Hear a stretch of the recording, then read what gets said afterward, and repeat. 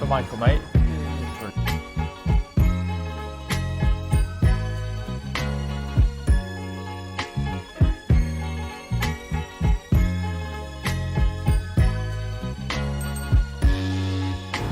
Oi, oi. How's it going, brother? Finally in Nottingham, Alex and I are, we're actually going to go to our site today, and we are going to go to the potential 11 bed as well, shoot some content, just have a look at it, go and have a look at the area as well. There's a few other properties there that we've seen in the past too. But yeah, it's a good day for it today to film some content and just see what happens, to be honest. Like we're meant to be starting finally, fingers crossed, with the extension next week. So we've been waiting for ages to get this build over agreement sorted. I believe it's going to get fixed. Is it sorted now? Or are they getting it sorted early next week? Yeah, it should be. There's been a huge drama with people coming to see it and then not doing the correct report, and that's why you pay a project manager, let them deal with it.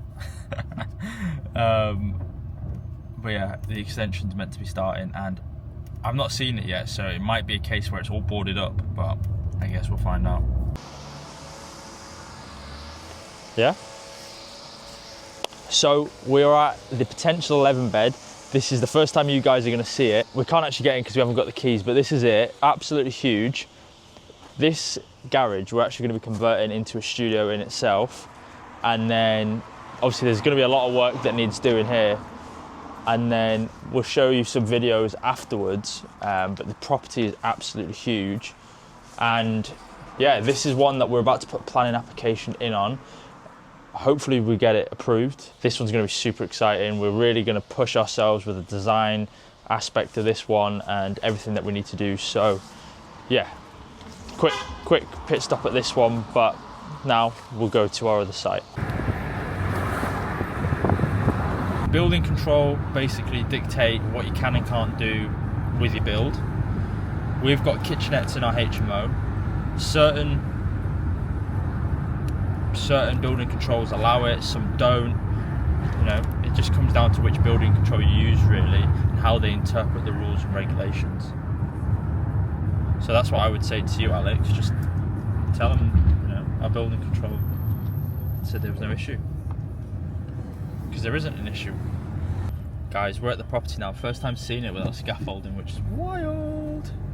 So we are finally at Project Scooter. Quite excited because last time I was here, everything was still exposed. Alex had just finished the first fix plumbing, first fix electrics had been done as well. Apparently we've now had plasterboards put up, and we've got some people in there, so I assume they're doing some more plastering as well. So let's go inside, let's have a look, let's see what we've been up to.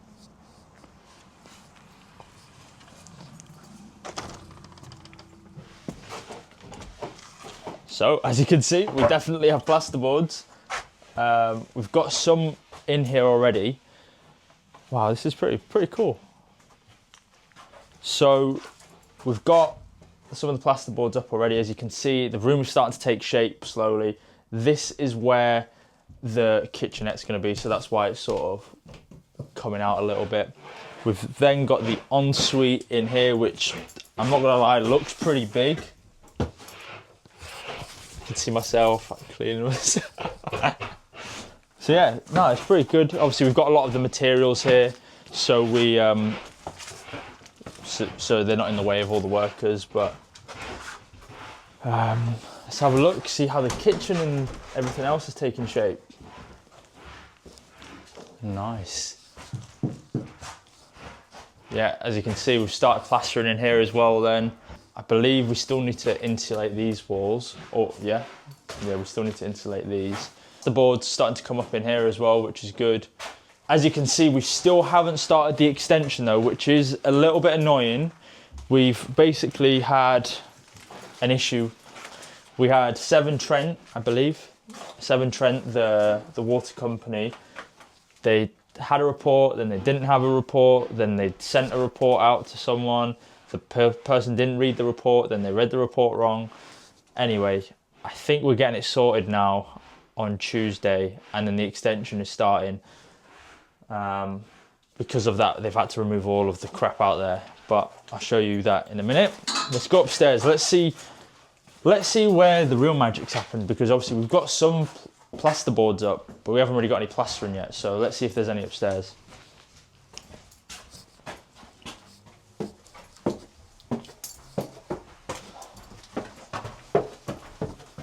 All right, mate. You can see we definitely have got some plastering done in here. We've got a team working on it at the minute. The room is looking absolutely amazing. This is going to be a studio, as you'll know if you've watched the other previous videos. Oh, no, it's not. It's going to be an ensuite. I keep getting that one mixed up. But again, really, really big ensuite. So they're going to still have a nice ensuite. They're just not going to have the kitchen facilities. But I'm not going to lie, this is looking really nice. It's quite big for an ensuite. So let's go into see the first studio that's actually been built out.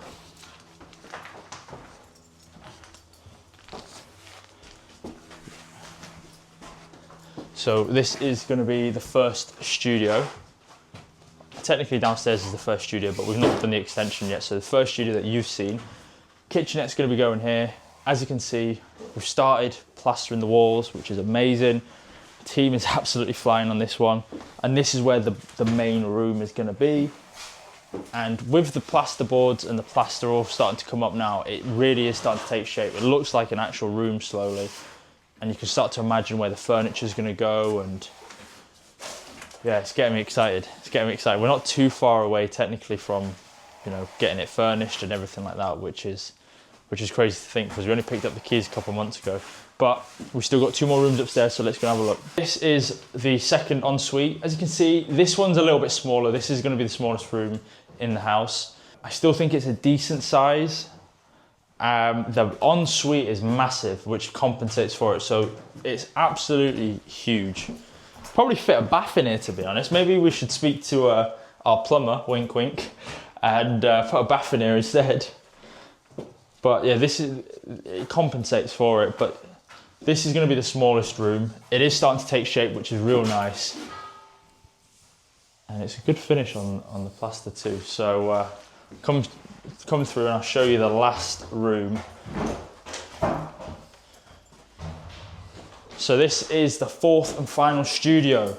As you can see, plastering's done in this room now, and I'm not gonna lie, it looks big. I think now that it's a lot brighter, you've got the plasterboards up, you've got the natural light coming through, I think it looks really nice and big, and I can see how someone would want to live here.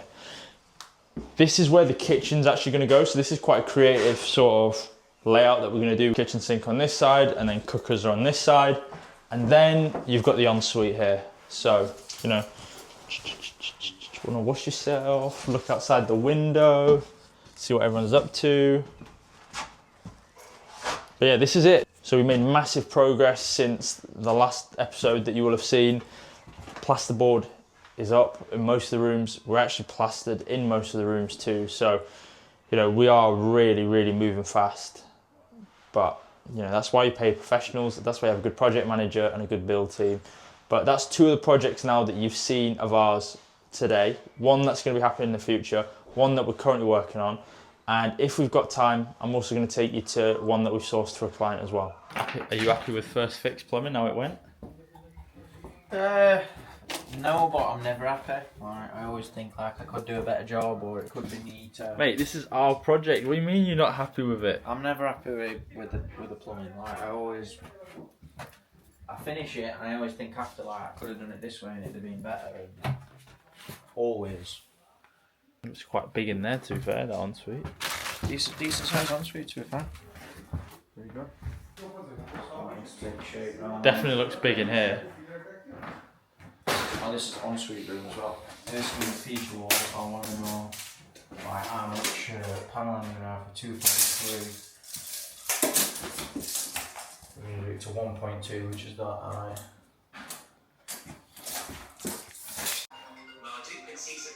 Probably going to do in.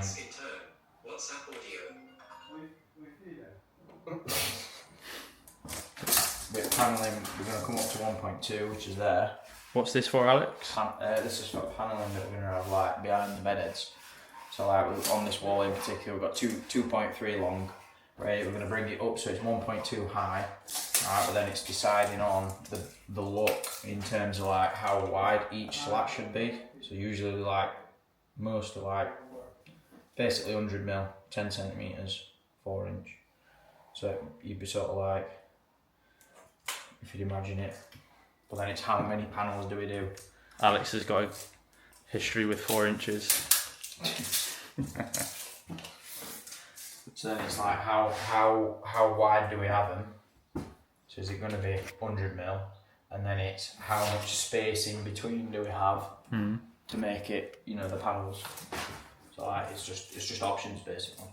Nice. But like for example on this one, what we might do is put one at each side, one in middle, and then just measure the distance in between that. So we can do one in there, just so it's like evenly spaced out. Because it don't have to be a set measurement. And then that's obviously where we're going to have as colour. But on this one, we're going to have, instead of just doing half height, we're going to do that full wall. Because it's only there, isn't it? Yeah, might as well. And this is ensuite room, so it's going to be orange, and it's going to be a terracotta colour. I think so. Yeah. So it's like terracotta up to there, and then still. I just think paint that full wall, to be honest, in terracotta. Yeah. Oh, Mr. Mike Pass. I look too far. Hi mate. You right? Good, you? Good, thank you. Starting to look decent in here.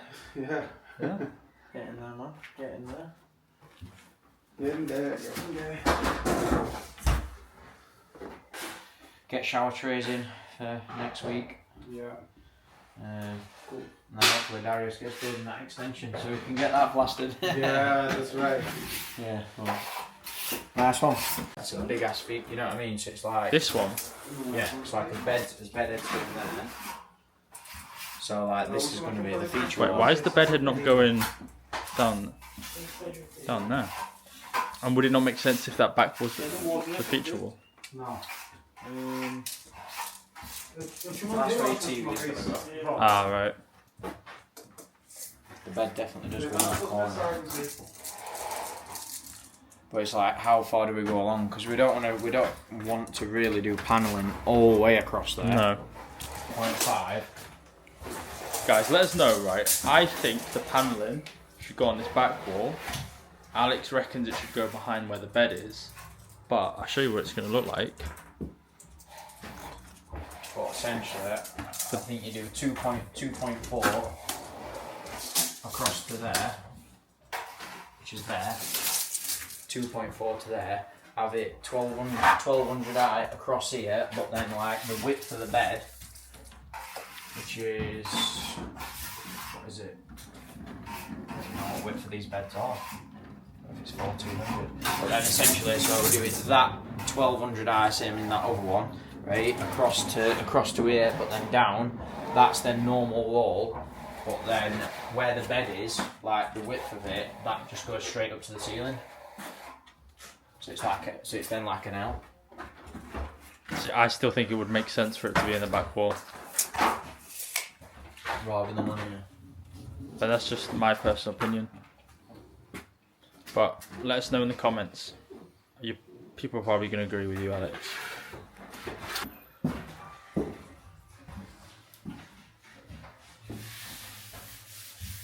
Guess we're not doing the cupboards down there.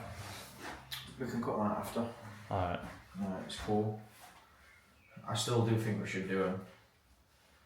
I think it makes sense. I think there's 1200 all along, but then where the bed's going to go, straight up.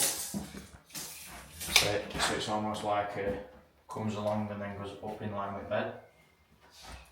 Fair enough. Because then that can be like the terrace mat, then you just paint.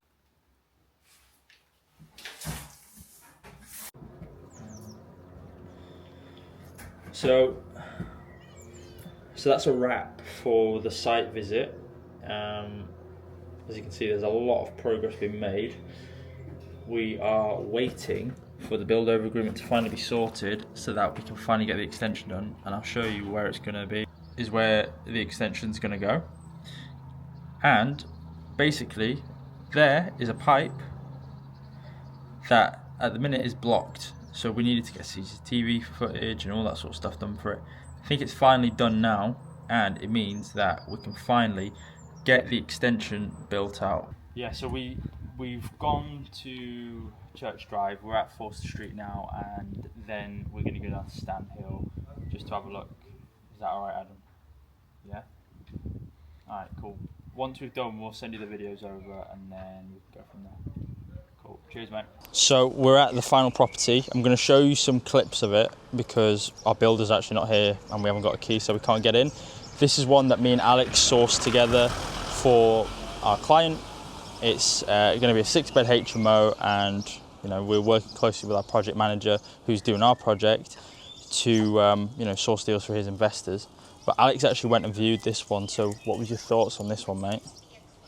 Well, the thoughts initially was, it's just for me, it's the power of collaboration. Obviously, we're both very different people, and we both do different things for each other. Yeah. We compensate, and it's sort of like, you found the property, you'd already done the due diligence in terms of what the refurb were going to be and what the GDVs are going to be, and you just sort of rang me up, and it was just like, Al, I can't get down, but can you get down and get this property viewed? Yeah. Viewed it, got the offer accepted 2 days later, and then we sold it. That's how it goes. So yeah, we do source properties for our clients. We have a big emphasis on our own portfolio, but we are sourcing as well. So yeah, if you're watching this YouTube, drop me a message if you need a HMO deal. We operate in a number of areas, but I won't bore you with where that is. So drop me a message. Our details will be in the caption of this YouTube as well. But yeah, big emphasis on us this year is our portfolio, but we source for our clients too.